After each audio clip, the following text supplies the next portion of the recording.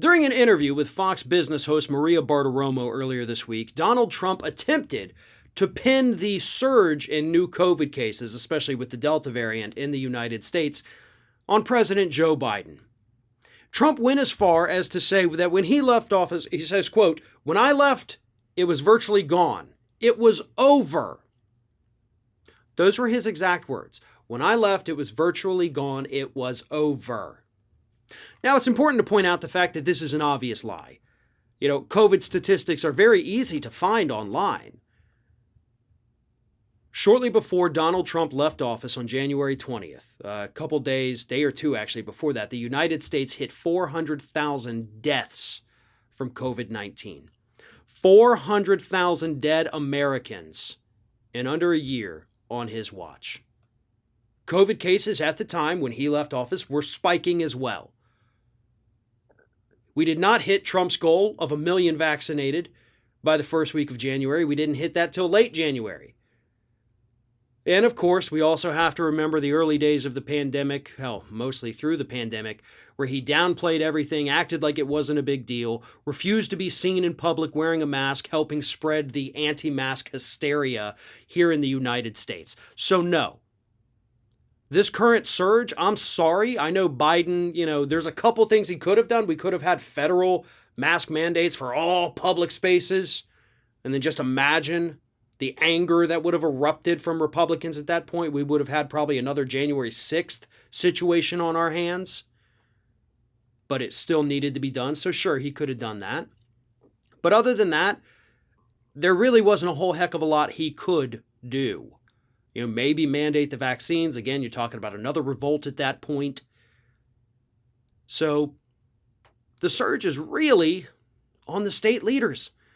And if you look at the areas of the country that are getting hardest hit right now, Texas, Alabama, Georgia, Mississippi, Florida, they all have something in common. And it's all run by Republicans. So don't try to blame this on Biden.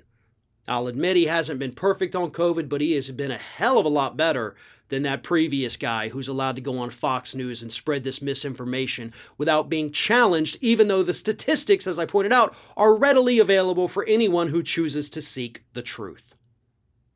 But that's not where Trump ended either. He talked about vaccine hesitancy. Here's what he said about that. They don't take it because they don't trust Biden, and they don't trust the Biden administration. When I was president, you didn't have people protesting the vaccine.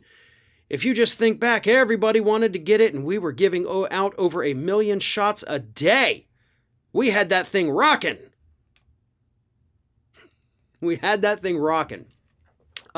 No, as I pointed out, you weren't giving out 1 million shots a day, which I think I misspoke earlier, actually, when I said this. We didn't hit 1 million shots a day till the end of January, when Joe Biden was president. So that's another lie. And yes, by the way, there was also vaccine hesitancy then. Not quite as much, sure. But the vaccine hesitancy cannot be blamed on Joe Biden. Again, you got the vaccine in secret and didn't tell anybody. Had you done that, had you come out and said, hey, listen, folks, I just got the vaccine.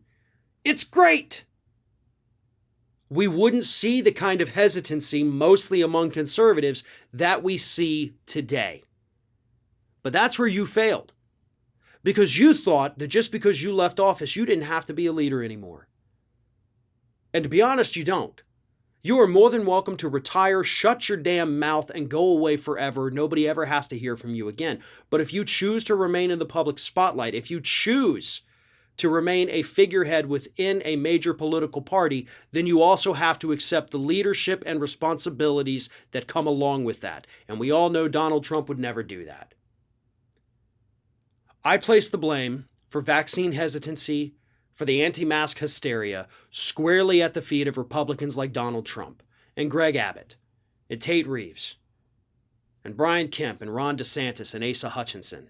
These are the people out there actively pushing people to not protect each other. Ted Cruz going out there tweeting every couple of days, no mask mandates, no vaccine mandates, no closures, no lockdowns. Y'all did this. Y'all are responsible for everything happening right now.